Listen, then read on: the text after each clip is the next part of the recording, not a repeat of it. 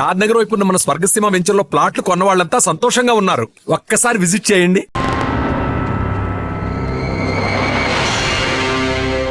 మిత్రమా, నీకు ఫోన్ చేస్తే వచ్చావు కదా, ఆయన పైనున్నారు, వెళ్ళి కలుసుకో.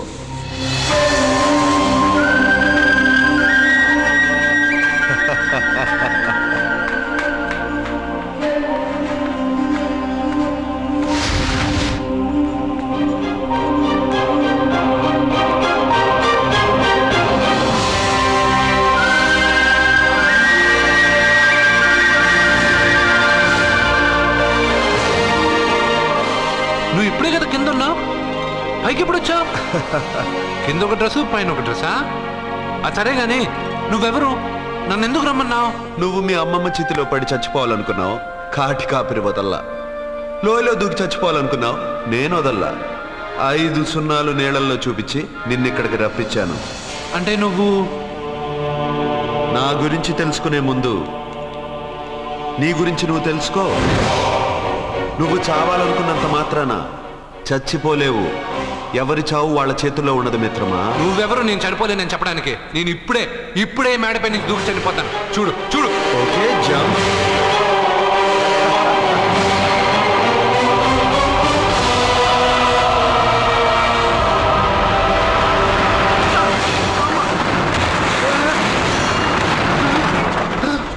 Stop stop.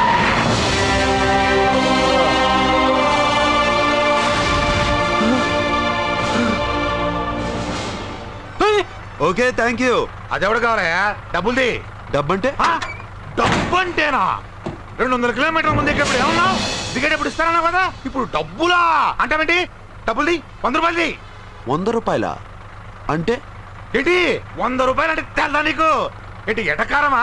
నీటి కనిపిస్తున్నావు కదా, లారీకి ఎత్తుకున్నాను. నాకు ఇయ్యాల్సిన 100 రూపాయల బదులు 1000 రూపాయలు బదిలీ చూడు నీకు. దొంగ బేరం. ఇలా సార్ సార్ సార్ సార్ అయ్యే, అతను 200 కిలోమీటర్ల ముందు మీ బండి ఎక్కాడా? అవునయ్యా, ఆడో పెద్ద 420 కేడి. అవ్వా సార్, ఇప్పుడే సార్ అతను 8వ అంతస్తులో ఉన్నాడు. అతను దూకమంటే నేను అక్కడి నుంచి దూకాను. ఏంటమ్మా, 8వ ఫ్లోర్ నుంచి ఆడు దూకమంటే దూకేశావా? నువ్వు బతికేశావా? అది నేను నమ్మాలా? ఎలా? నువ్వు ఇప్పుడే కదా 8వ అంతస్తులో ఉన్నావు. ఎప్పుడు 200 కిలోమీటర్ల ముందు వెళ్ళి ఆ లారీ ఎక్కావా? 200 కిలోమీటర్లేంటి, 2000 కిలోమీటర్లైనా వెళ్ళి ఎక్కి రాగలను. మరి నీ సంగతి ఏమిటి? చస్తానన్నావు, చావలేదు. That is fate, నసీబ్. ఈ తలరాతను కాదని సూసైడ్ చేసుకునే వాళ్ళందరూ బతికేస్తారు నీలాగా.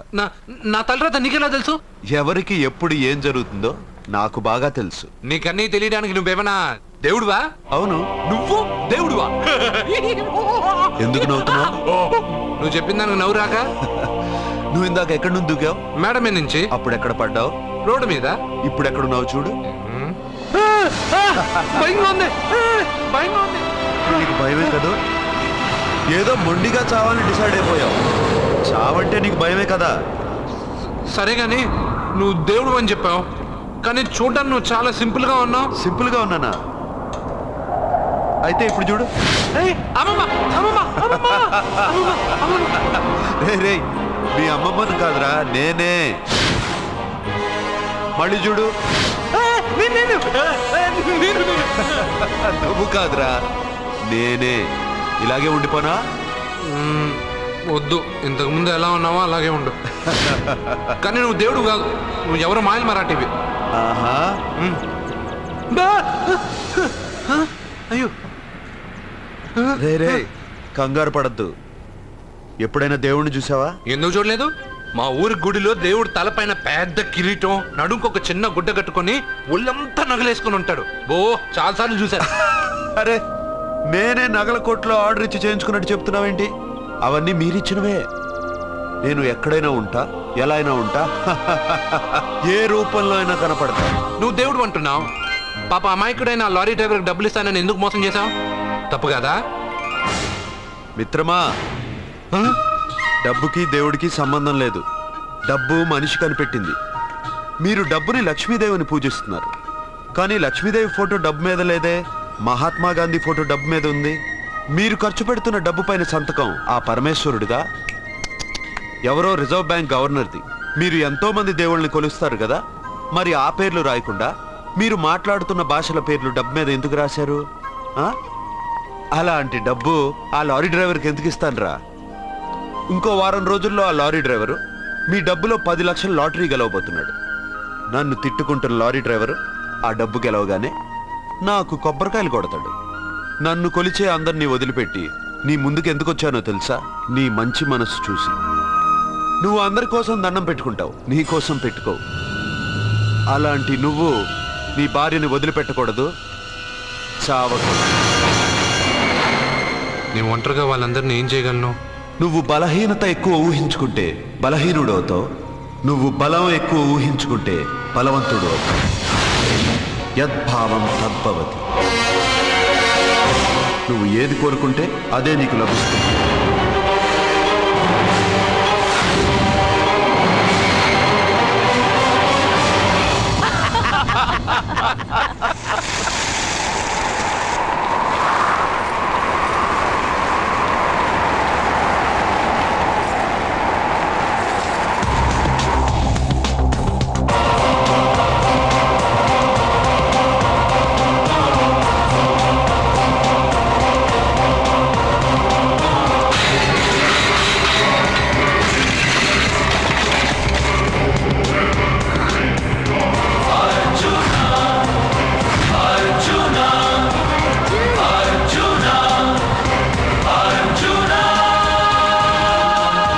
బతికొచ్చేశాడు. ఇంకా నీకు పెళ్లి జరగదురా. అల్లుడు గారు, మనం అనుకున్న రోజే మీ పెళ్లి జరుగుతుంది. వేసేనా వాడిని?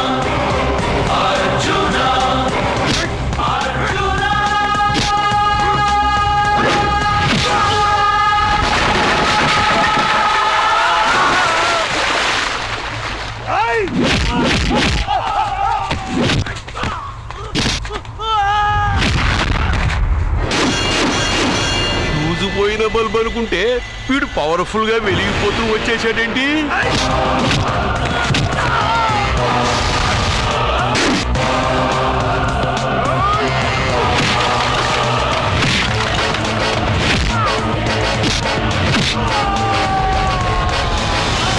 చూడండి సార్, షాకుల మీద షాకులు ఇస్తున్నాడు.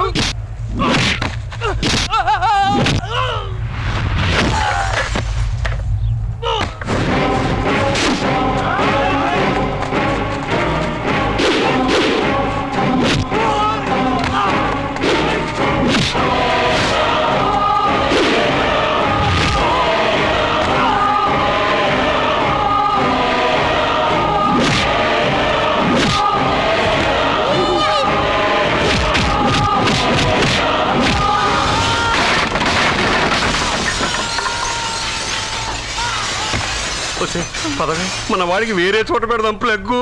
నేను పెళ్ళంటూ చేసుకుంటే ఈ అమ్మాయిని చేసుకుంటాను నాన్న. అయితే నీకు ఈ జన్మలో పెళ్లి.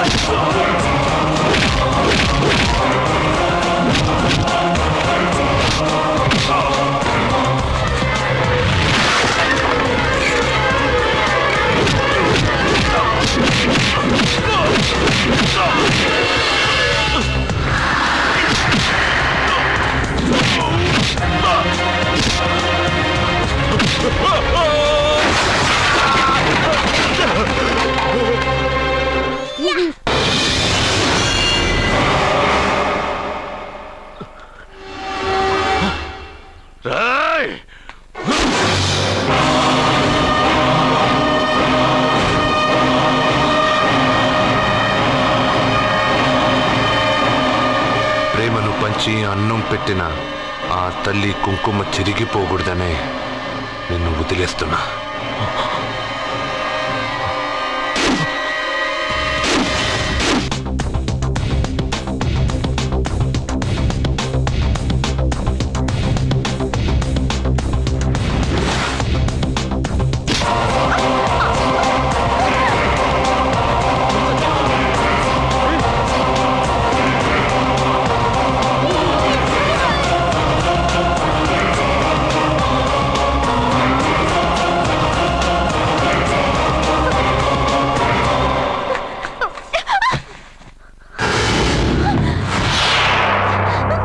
ఇప్పటి నుంచి ఇదే నీ ఇల్లు.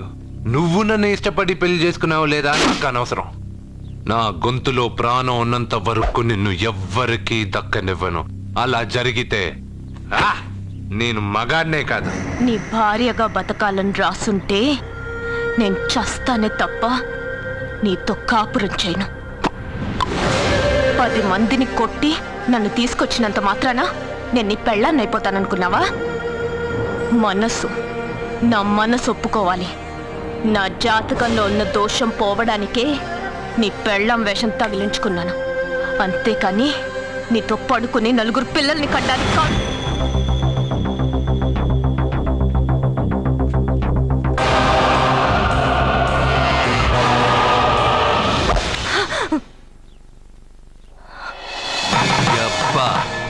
నీ కట్టింది ఇది నీ మెడలో ఉండగా నిన్ను జర్రు జర్రు జర్రు అని చింపేయగలను. కానీ ఎంత తాళి గట్టినా ఒక ఆడదాని అనుమతి లేకుండా తాకేవాడు మగాడే కాదు. ఇప్పుడు చెప్తున్నా, ఏదో ఒక రోజు నేనే నీ మొగుడని చెప్పే సమయం వస్తుంది.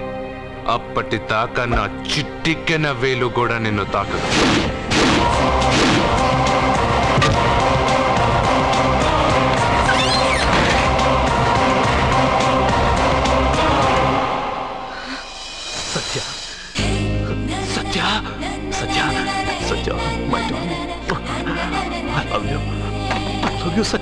వాడు ఫోటోలతో మాట్లాడుతున్నాడండి.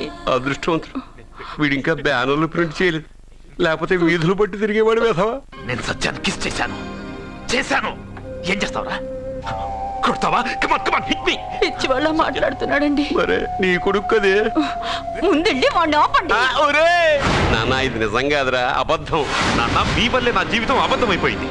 వాడెవడో జ్యోతిషుడు చెప్పింది నిజం కాదు, అబద్ధం అని నేను ఎంత చెప్పినా నమ్మకుండా నా నోరు ముయించి నా సత్యాన్ని వాడికిచ్చి కట్టబెట్టారు. పెళ్ళవగానే వాడు చస్తాడనుకున్న వాడు స్ట్రాంగ్ గా తిరిగి వచ్చేశాడు. ఇప్పుడు నన్ను ఏం చేయమంటారు? నా చెల్లెలి మెళ్ళలో తాళి కట్టి మీరిద్దరూ హ్యాపీగా ఉంటారు. ఎప్పుడు వాళ్ళిద్దరికి 4-5 పిల్లలు పుట్టాక. నా చెల్లెలి గురించి ఏమనుకుంటున్నారు? తను నిప్పు. నీ చెల్లెలు నిప్పే, కానీ వాడు సునామీ కదా. నీ మాట విని తాళి కట్టించుకున్న నీ చెల్లెలు వాడు రాగానే చేయి చాపి వాడు వెనకాలే వెళ్ళిపోయింది. ఒరేయ్, ఆ అమ్మాయి నీ పెళ్ళామవడం నాకు డౌటే.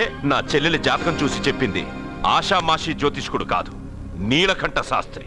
ఇంతవరకు ఆయన చెప్పినవన్నీ జరిగాయి. సత్యకి పెళ్ళైన విషయం ఆయనకి చెప్తాం. ఆయన ఏమంటారో విందాం, తర్వాత ఓ నిర్ణయానికి వద్దాం. మీ చెల్లెలికి పెళ్ళయింది. వెర్రిబాగలోడనుకుని మీరు పెళ్లి చేసిన వాడు అతి బలవంతుడై వచ్చాడా?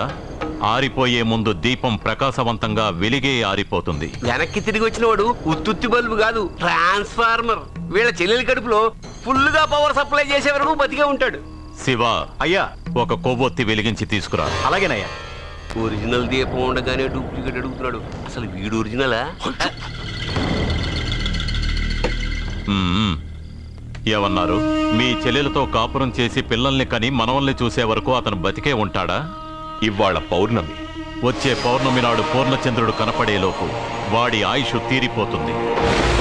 ఏంట్రా కరెంటుండగా క్యాండిల్ అడుగుతున్నాడని ఆశ్చర్యంగా చూశారుగా? కొన్ని విషయాలు జరగకముందే నాకు తెలుస్తాయి. అలాగే వాడి గురించి చెప్తున్నాను. మీ చెల్లెల్ని పెళ్లి చేసుకున్నవాడు వచ్చే పౌర్ణమి దాటడు. ఇది మనిషిగా నేను చెప్పడం లేదు, మీ చెల్లెలి గ్రహాలు చెప్తున్నా. నేను ఇక్కడ పడుకోవాలా? ఏసీ ఎటు లేదు. నీ ఇంట్లో కనీసం ఫ్యాన్ అయినా ఉందా? పేదవాడి ఇంట్లో మట్టి నేలే పాలరాయి, ప్రకృతి నుంచి వచ్చే చల్లటి గాలే ఫ్యాను, ఏసీ. ఈ ప్రకృతి వికృతి ఎవరికి కావాలి? కరెంట్ కట్ అయినా జనరేటర్ ఆన్ చేసి పడుకుంటాను. ఈ నరకంలో మాత్రం నేను పడుకోను.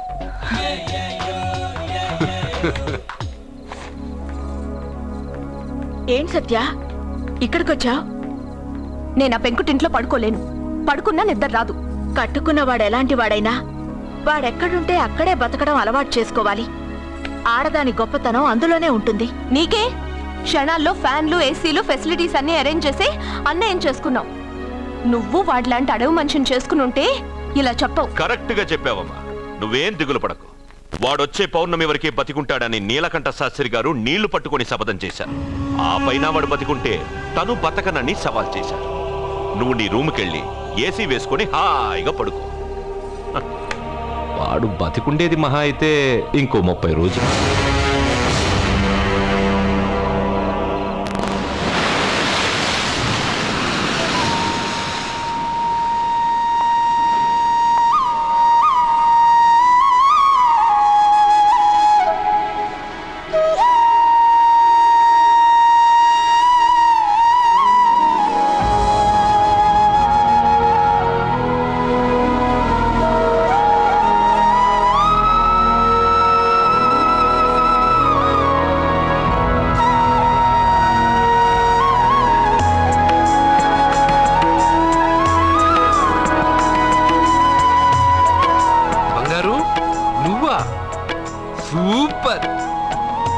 ఊగిపోయే మ్యూజిక్, కళ్ళు చెదిరే ఫ్లవర్స్, నీ లీలలే లీలలు. మ్మా! ఎన్ని సృష్టించి ఏం లాభం రా, కొన్ని మిస్ అయ్యాను. ఏంటది? Girl friends. గర్ల్ ఫ్రెండ్సా? యా, ఒకళ్ళ ఇద్దరా, లెక్కలేనంత మంది ఉన్నారు. నేను ఒక్క అమ్మాయి మనసే అర్థం చేసుకోలేకపోతున్నా. నువ్వు ఇంతమందిని ఎలా మెయింటైన్ చేస్తున్నావు? అమ్మాయి మనసు ఆ సముద్రం కన్నా లోతు. సరే, ముందు షేక్ హ్యాండ్. ఎందుకు? షేక్ హ్యాండ్ ఇవ్వు. నువ్వు నీ పెళ్ళాం ఇంట్లో ఉండిపోకుండా దాన్నే నీ ఇంటికి తీసుకొచ్చావు. నువ్వురా అస్సలైన మగాడు అంటే. మగాడమని నువ్వంటే సరిపోతుందా? అదేమందో తెలుసా? ఎవరేమన్నారో, ఎక్కడేం జరుగుతుందో అన్నీ నాకు తెలుసు. అయితే నాకు రేపు ఏం జరుగుతుందో చెప్పు. అబ్బని, రేపేం జరుగుతుందో తెలియకుండా బతికేదే బతుకురా. దాంట్లోనే ఇంట్రెస్ట్, థ్రిల్, మిస్టరీ ఉంది. నువ్వు ఇంగ్లీష్లో మాట్లాడితే నాకేం అర్థం అవుతుంది? రేయ్, నీకు ఇంగ్లీష్ నేర్పించి నాకు సగం ఇంగ్లీష్ పోయింది. అయినా నీ పెళ్ళం దాకా ఎందుకు? నువ్వు ఇప్పుడు ఎక్కడున్నావో, ఏం చేస్తున్నావో ఎప్పుడైనా గమనించావా? ఎక్కడున్నాను? ఇక్కడే కదా.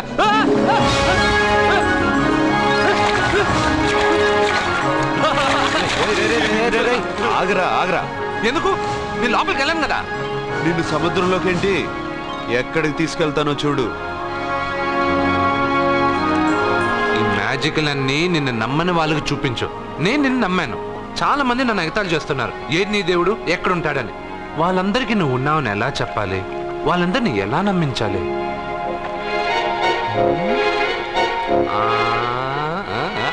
చెప్పలేవు చెప్పలేవు చెప్పలేవు మిత్రమా చెప్పలేవు. మిత్రమా ఆగు. నమ్మిన వాళ్ళకి నమ్మినంత. కళ్ళు, ముక్కు, చెవులు, చేతులు, కాళ్ళు ఇవన్నీ బయట ఉంటాయి, అందుకు మీకు కనపడతాయి. బ్రెయిన్, హార్ట్, కిడ్నీలు, లివరు లోపలుంటాయి. స్కానింగ్ చేసి చూస్తే గానీ కనపడవు. ఇవన్నీ చూడగలిగిన మీరు ప్రాణం ఎక్కడుందో చెప్పగలరా? అలాగే నేను ఎక్కడుంటానో, ఎప్పుడొస్తానో, ఎలా వస్తానో ఎవ్వరికీ తెలీదు. సూపర్ బంగారు. మ్మా! ప్రాణం సంగతి సరే, ఇంటికెళ్ళు, నీ సత్య అదే వస్తుంది. కానీ అది నా ఇంట్లో ఏసీ అడుగుతుంది. ఏసీ ఓసీలో వస్తుంది, పోరా.